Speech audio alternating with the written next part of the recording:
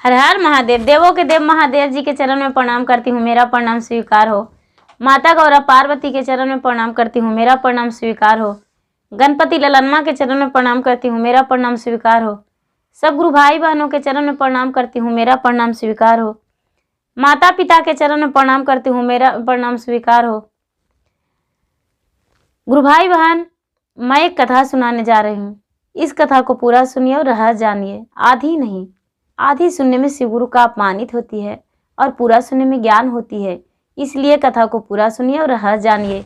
हर हर महादेव, घर घर महादेव। गुरु भाई बहन, बहुत पुरानी बात है। एक गांव था, एक गांव था।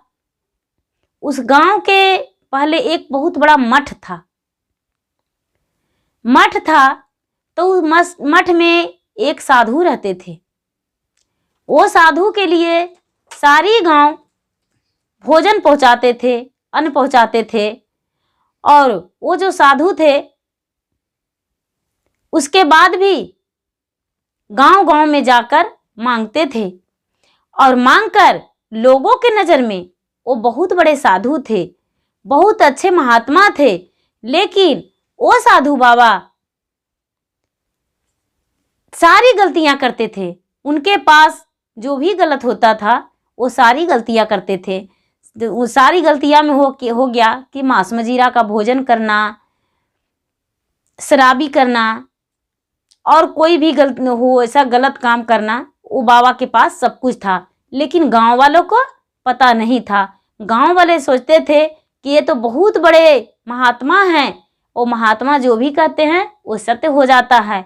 लेकिन वो जो मठ था, वो मठ बहुत शक्तिशाली था। वहाँ पे मठ के पास जाके कोई भी मन्नत करते थे कि हे भगवान, यहाँ मुझे संतान नहीं है, संतान हो जाए तो संतान हो जाता था। कोई भी मन्नत लेकर जाते थे तो उनका पूरा हो जाता था। उस गांव में एक बहुत बड़ा चोर थे जो कि प्रतिदिन चोरी करते थे। प्रतिदिन उनका चोरी से ही भोजन चलता था और किसी के घर गरीब और अमीर को वो नहीं देखते थे। सारी घर में चोरी करते थे। जिनके घर एक समय का भी भोजन रहता था वो भी उनके घर में घुसकर चोरी करके वो ले जाते थे। उन्हें ये नहीं लगता था कि ये गरीब है तो इसके घर चोरी नहीं करेंगे, ये अमीर है तो इसके घर चोरी नहीं करेंगे। प्रतिदिन वो चोरी करते थे और चोरी करके और अपना भोजन चलाते थे। एक दिन वो बाबा देखे रास्ते से गुजर रहा है ये चोर, तो बोले कि कहाँ जा रहे हो। ये चोर जो था वो बोला कि हम चोरी करने जा रहे हैं। बोले अरे, यदि तू मेरे साथ रह जाएगा तो तुम्हें तो बिना चोरी किए हुए ही भोजन मिल जाएगा। ये चोर बोला कैसे। बोला देखो, हम गांव गांव जाते हैं, मांग मांग कर लाते हैं और मजे से हम अब खाते हैं। और देखो, मांस मजीरा का भोजन करते हैं, सब कुछ करते हैं। मेरे पास 2-4 औरतें भी आता है मुझसे मिलने और महात्मा रूपी मिलकर जाता है। गांव के 10-20-50 लोग सुबह सुबह से शाम होते होते आ जाते हैं और महात्मा समझ के मुझे दर्शन कर जाते हैं और मुझे दान देते हैं। ये बोले कि ठीक है बाबा, ऐसा सुख आप ही भोगिए, हम चोरी करके भी अपना गुजारा करेंगे। यदि चाहते हैं आप तो हमें शीश बनाकर रखिए, लेकिन आपके पास हम नहीं रह सकते हैं। बोला ठीक है, नहीं रहो। ये जो चोर था वो चोरी करने गया तो एक बेचारी विधवा थी। उसको 4 बच्चे थे, छोटे छोटे बच्चे। उस बेचारी के पास एक गाय थी। वो गाय जो थी वो गाय मां बनने वाली थी। उसके पास कोई अन्न नहीं था। 3 दिन से उसके पास भोजन नहीं बना था और गाय के लिए तो बेचारी रूखी सूखी कुछ भी लाकर दे दिया करती थी। बाद वन में से घास बिचाली जो भी मिल जाता था गाय को वो खिला देती थी। लेकिन उसका बच्चे 3 दिन से भोजन नहीं किया था। वो गाय को देखती थी और अपने बच्चे को समझाती थी कि बेटा, जब गाय बच्चा दे देगा तो तुम लोग से को दूध से पेट भरा रहेगा और इसी से भोजन तुम्हारा चलेगा। गाय बच्चा देने वाली है बेटा, बच्चे को संतोष देकर और बेचारी बच्चे को खुश रखती थी। बच्चा भी सोचता था कि 1-2 दिन में मेरा गाय बच्चा दे देगी। वो ऐसा कह के और बच्चे अपने भूख को आत्मा के तले दबा देता था और दबाकर बेचारा चुपचाप रहता था। लेकिन जब चौथा दिन बीत गया तो ये जो चोर था वो चोर उसी का घर में चोरी करने को लिए घुस गया। चोरी करने को लिए घुस गया और उसी गाय पे नजर था कि ये जो गाय है, इस गाय को क्यों ना हम खोल कर लेकर चले जाएं, गाय बहुत सुंदर है और उस गाय के सहारे हम लेकर चले जाएंगे और इससे हम अपना प्रतिपाल कर लेंगे। ये जो बच्चा था, बड़ा वाला बच्चा, तो जब आधी रात हुआ, सोया नहीं था, ये बेचारी सोई नहीं थी, और आधी रात जब हुआ तो ये बच्चा कहता है, माँ मुझे बहुत जोरों से भूख लगा हुआ है, माँ कुछ तो भोजन दे दो, अब मेरा प्राण निकला जा रहा है माँ, आज मेरा जीवन नहीं बचेगा। उसको बेचारी माँ कहती है, बेटा सो जाओ, देखो आज नहीं तो कल गाय बच्चा दे देगी बेटा और तुम्हें दूध बहुत सारा पिलाएंगे, बेटा किसी तरह से सो जाओ बेटा। वो बेचारी गिलास में पानी लेकर आई और अपने पुत्र को पिला दी। लो बेटा पानी पी लो, पानी पीकर सो जाओ। बड़ा वाला जो बच्चा था वो बेचारा पानी पीकर सो गया। कुछ देर में दूसरा बच्चा भी उठा और बोला, माँ मुझे भूख लगा हुआ है, मुझे भोजन दे दो माँ। दूसरा बच्चा को भी बेचारी पानी पिला के सुला दी। लेकिन जो इसका तीसरा बच्चा था वो जागा सो सोया नहीं, रोने लगा और कहने लगा, माँ मेरा आज जीवन नहीं बचेगा। ये कहता है, बेचारी बोलने लगी, बेटा अब तो ऊपर वाला ही सहारा है, हे भगवान अब बच्चे को हम कैसे सुलाएं, 2 का तो सुता दिए लेकिन तीसरा वाला जो है वो तो जागा है, सो ही नहीं रहा है, अब इसको हम भोजन कहाँ से ला कर दे सकते हैं। जो गाय भी है वो भी बच्चा नहीं दी है, मेरे घर अन्न नहीं है, 3 दिन से तो भोजन नहीं बना, चौथा दिन बीत चुका है, अब मैं क्या करूं। ये जो चोर था वो धीरे धीरे उसके घर से निकल गया और निकलकर और जो अपना घर था वो घर लौट गया और दूसरे को घर से जो चोरी किया था वो थोड़ी सी बेचारा अनाज, गेहूं, चावल बोरिया में भर के और माथे पर रख लिया और उसके घर जाकर उसका दरवाजा खटखटा दिया, बहन जी किवाड़ी खोलिए। उसी दिन रात्रि में ये सोचते है बेचारी कि मेरा घर में इतना रात को कौन आया है किवाड़ी खोलाने को लिए, फिर भी बेचारी किवाड़ी खोल दी। तब तक बच्चा रो रहा था।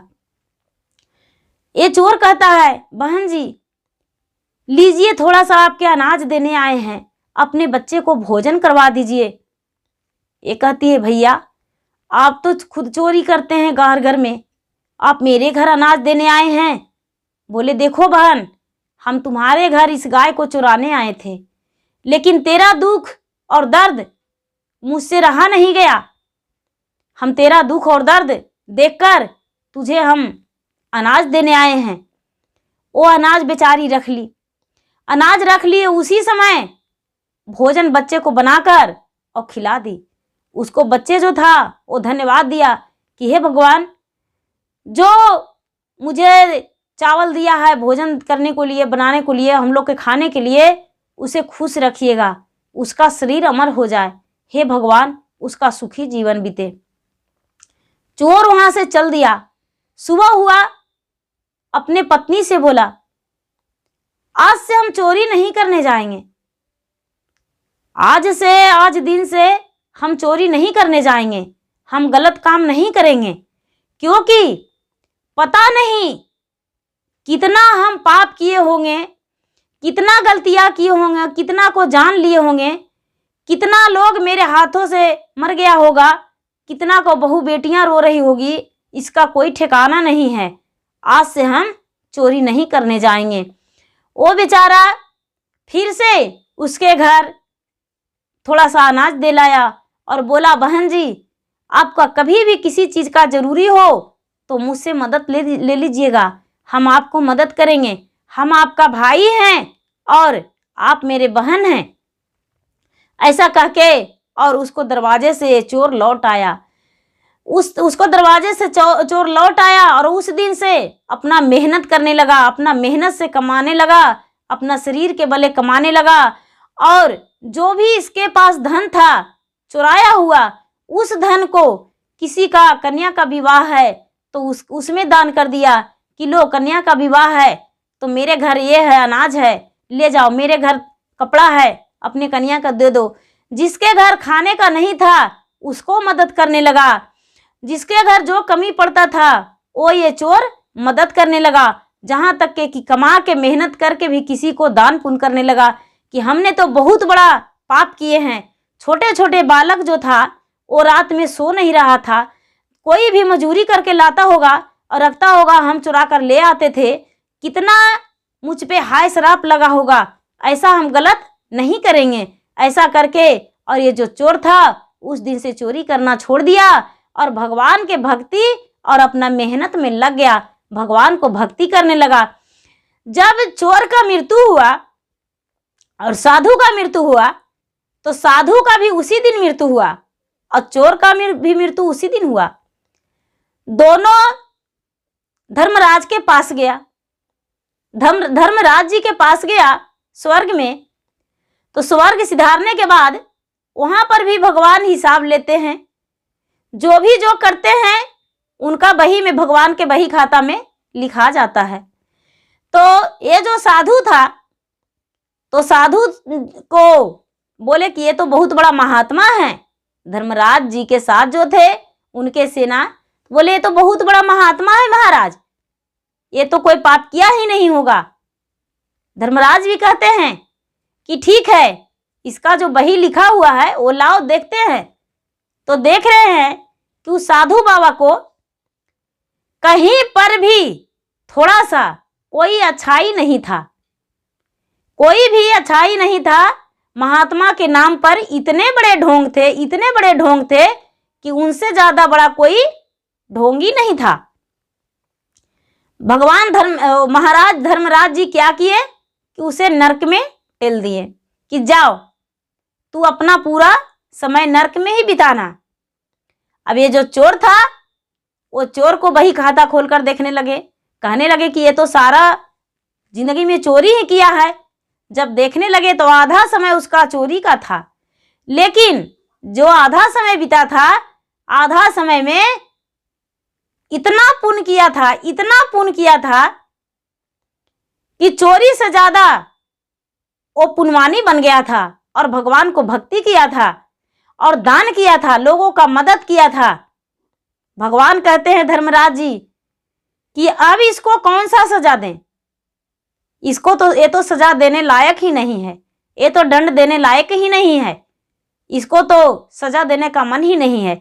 जितना पाप किया है उससे 4 गुना ये पुण्य किया है, इसको हम फिर से पृथ्वी पर वापस भेज देते हैं और पृथ्वी पर वापस भेजकर एक मनुष्य तन में जीवन दे देंगे इसका, और मनुष्य तन में जन्म होगा तो फिर से लोगों का मदद करेगा और ये अच्छे कर्मों का फल इसे मिल जाएगा।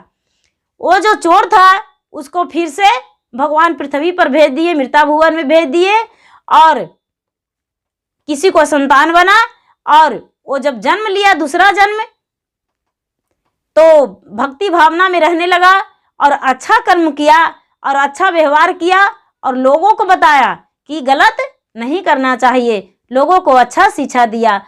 तो गुरु भाई बहना, साधु और महात्मा ये नहीं कि साधु महात्मा के भावना में लोग को रहना चाहिए, नहीं।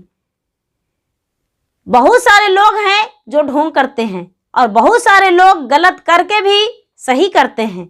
तो सही करने जो करते हैं उसे भगवान भी थोड़ा देर के लिए माफ कर देते हैं। गुरु भाई बहना, कभी गलत नहीं करना चाहिए और जो गलती करते हैं गलती का सजा तो भगवान उसे देते हैं। गुरु भाई बहन, मेरा वीडियो अच्छा लगे तो इसे लाइक कीजिए, शेयर कीजिए और सब्सक्राइब कीजिए।